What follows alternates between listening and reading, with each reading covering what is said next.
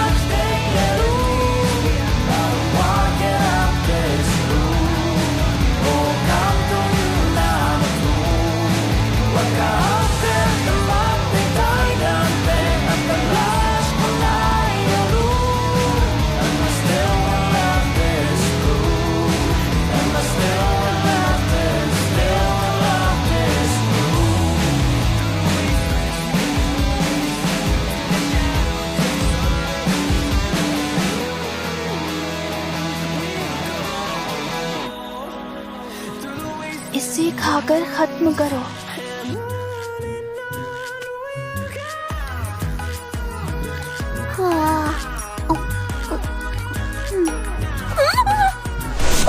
कितना टेस्टी है।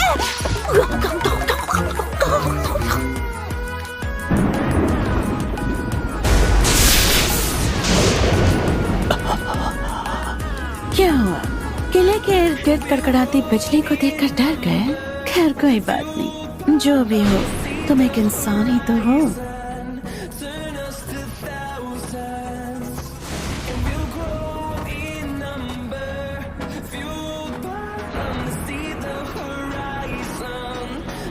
कमांडर, दरवाजे पर खड़ा ये गार्ड किले के अंदर जाने वाले हर मैजिशियन को चेक करता है क्या? अब उसका काम ही यही है। तुम्हें क्या लगा था डीमन लॉर्ड से मिलना इतना आसान होगा कि बिना कोई पहरेदारी के तुम्हें अंदर जाने देंगे? फिर तो आपको इसे रोकना ही होगा। अगर मेरा राज बाहर आ गया तो लगता है कि वो मेरा नकाब और पोशाक जरूर उतरवाएगा। तुम उसकी फिक्र मत करो, मैं हूँ ना, सब संभाल लूंगी।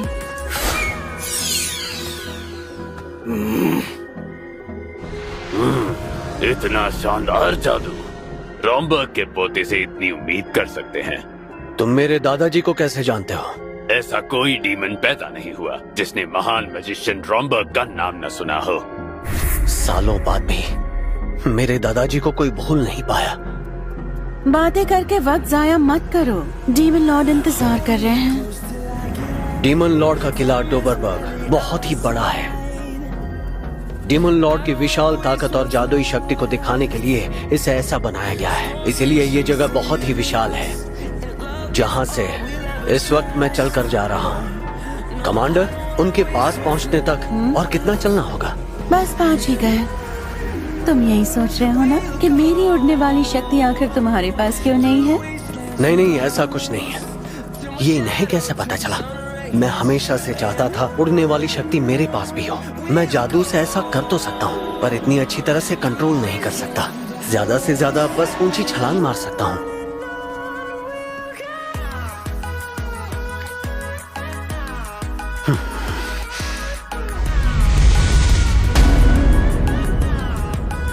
आइक, तुम थोड़ी देर यही इंतजार करो, मैं उन्हें तुम्हारे आने की खबर देकर आती हूँ।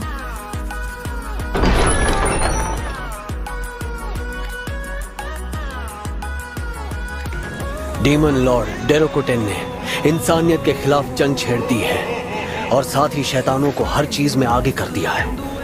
वो शैतानों के लीडर और सबसे शक्तिशाली हैं। माना जाता है कि वो निर्दयी और हिंसक हैं। चाहे दोस्त हो या दुश्मन, वो किसी को भी नहीं छोड़ते।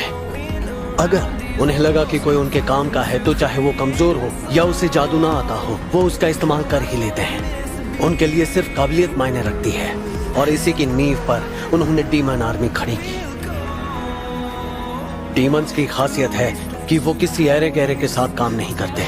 उनकी लड़ाई हमेशा खुद से होती है।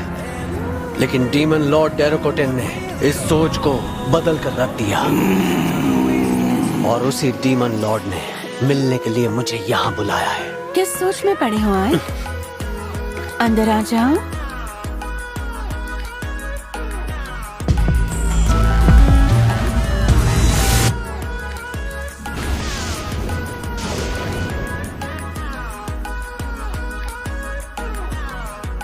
तो तुम ही हो वो आइक जो कमांडर सेफिरो के अंडर है? जी अपना सिर ऊपर उठाओ।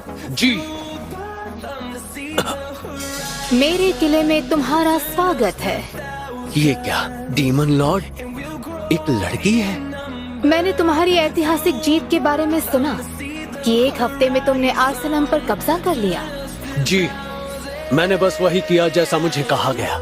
इसका पूरा श्रेय सेफिरो मैन को जाता है। अरे वाह, सोचा नहीं था कि तुम इंसानों की तरह भावुक निकलोगे। ये क्या, कहीं मैं पकड़ा तो नहीं गया? ये महान मैजिशियन रॉम्बर्ग का पोता है, जिन्हें जादुई दुनिया में गार्डियन ऑफ हेल का दर्जा दिया गया है। ओह, तो ये बात है। ये महान रॉम्बर्ग का पोता है, शायद इसीलिए ये इतना विनम्र है और इसकी सोच भी काफी दूर की है। इसीलिए तो इसने लोगों को जान से नहीं मारा और ना ही उनके लीडर को मारा। इंसानों की जान लिए बिना ही इसने आर्सेनम पर कब्जा कर लिया। मुझे जीरोन की बात सुन लेनी चाहिए थी। उनके लीडर को सबके सामने मारकर बिल्कुल एक शैतान की तरह पेश आना चाहिए था ताकि इन्हें मुझ पर शक ना हो। नहीं, मैं इंसान हूँ, मैं ऐसा नहीं कर सकता। लेकिन मेरी पहचान सामने आ गई तो। डीमन लॉर्ड, अगर आपकी इजाजत हो तो मैं कुछ कहना चाहता हूँ। हाँ जरूर। शुक्रिया, क्योंकि हम इंसानों को डरा कर रखते हैं, इसलिए वो हमारी बात नहीं सुनते और आज तक हमेशा ऐसा ही होता आया है। अगर हम इस बात पर गौर करें कि जब जब डीमंस द्वारा लीडर्स को मारा गया या फिर जब जब लीडर्स को जिंदा छोड़कर अपनी गद्दी को ही संभालने दिया गया, उससे साफ होता है दोनों ही हालातों में हमारी आर्मी के लिए कौन सी चीज फायदेमंद है। लगता है ये रॉम्बर्ग की सोच है ना? जी हाँ, डीमन लॉर्ड डेरोकोटेन। चाहे इनसे बात करके मुझे बस कुछ ही देर हुई है, लेकिन एक बात मैं पूरी तरह समझ चुका हूँ कि इन्हें मेरे दादाजी रॉम्बर्ग की तरह पुरानी सभ्यता की पूरी जानकारी है और उसी समझ का इस्तेमाल करके इन्होंने डीमन लॉर्ड्स आर्मी तैयार की है।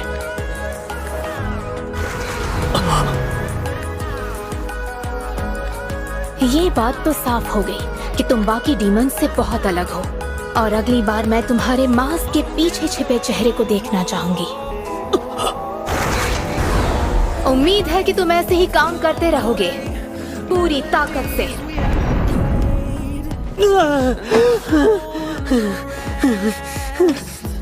लगा जैसे मेरा राज सामने आ गया। अरे ये क्या है? मुझे नहीं लगा था तुम अंदर से इतने डरपोक हो। माना कि मैं शैतानी मास्क पहनता हूँ, लेकिन मैं शैतान हूँ नहीं। और सबसे जरूरी बात, वो जानती है कि इस मास्क के पीछे चेहरा भी है। चलो शुक्र है कि वो तुम्हारे इंसान होने के राज को पहचान नहीं पाई। खैर छोड़ो, तुमसे खुश होकर उन्होंने तुम्हें एक इनाम दिया है। इनाम? हाँ इनाम, अगर तुम उसे इनाम कहो तो, क्योंकि मेरी नजर से देखोगे तो वो किसी सजा से कम नहीं है।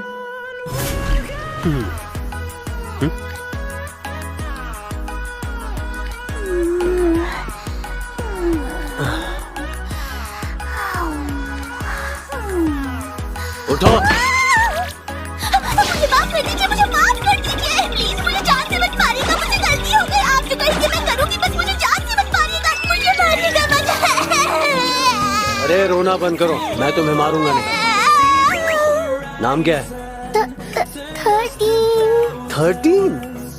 ये कितना अजीब नाम है। गुलामों को हमेशा नंबर से ही बुलाया जाता है, पर मॉम मुझे साथी बुलाती थी जो मुझे बहुत पसंद था। ठीक है, लेकिन ये तय हो गया कि मैं तुम्हें यहाँ से बाहर नहीं जाने दूंगा। तुम्हें मेरा राज पता चल गया। बिल्कुल फिक्र मत कीजिए, मैंने कुछ भी नहीं देखा। मैं किसी से कुछ नहीं जाऊंगी, मैं इस राज को राज ही बना कर रखूंगी। हाँ ठीक है, मैं समझ गया, लेकिन बदले में तुम्हें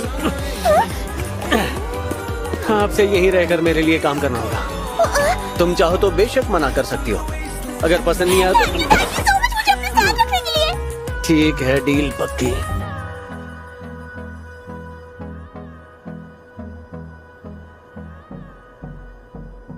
आई सर, आइवेलिया का शासक बनने पर आपको बहुत बहुत बधाई। मुझे तो मजा आ गया। शासक? और वो भी मैं?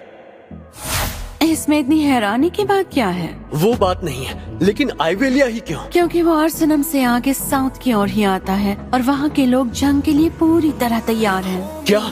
लेकिन मैं तो... वो शहर काफी छोटा है, पर वहाँ की आर्मी को हल्के में मत लेना। तुम्हारा मिशन होगा सबसे पहले उस शहर पर कब्जा करके वहाँ से आने वाले टैक्स को डबल करना। क्या कहा? डबल? वो भी जंग के बीचों बीच? अगर कम लग रहा है तो ट्रिपल कर दूं? बिल्कुल नहीं। इस होने वाली जंग में हम इंसानियत के लिए लड़ेंगे। किसी भी वक्त उनकी तरफ से हम पर हमला हो सकता है।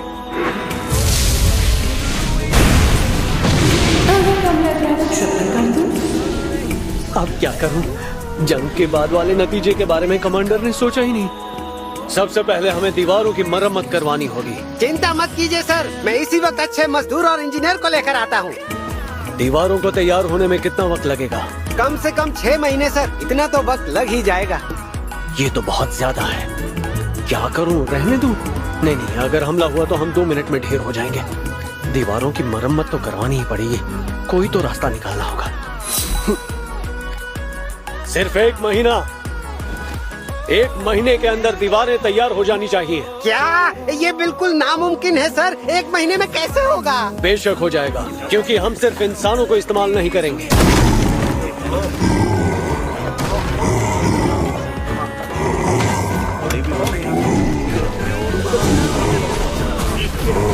ऐसा पहली बार देख रहा हूँ जब इंसान और शैतान एक साथ काम कर रहे हैं। ऐसा नजारा पहले कभी नहीं देखा। आहिक सर के सोचने का तरीका सबसे अलग है। उन्होंने सबको 8 घंटों की शिफ्ट में बांट दिया ताकि काम 24 घंटे चलता रहे, और उनके जोश को बनाए रखने के लिए वो सबको पैसे भी दे रहे हैं। ये तो मानना पड़ेगा, आहिक सर जीनियस हैं। अब समझ आया लोग इन्हें डीमन लॉर्ड आर्मी का बेहतरीन लीडर क्यों कहते हैं। देख क्या रहे हो? चलो पीछे हटो। शक्ति अपना असर दिखाओ।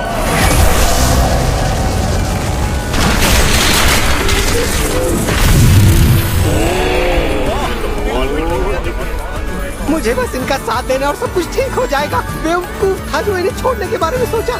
आई सर जरूर अगले डीमन लॉर्ड बनकर रहेंगे।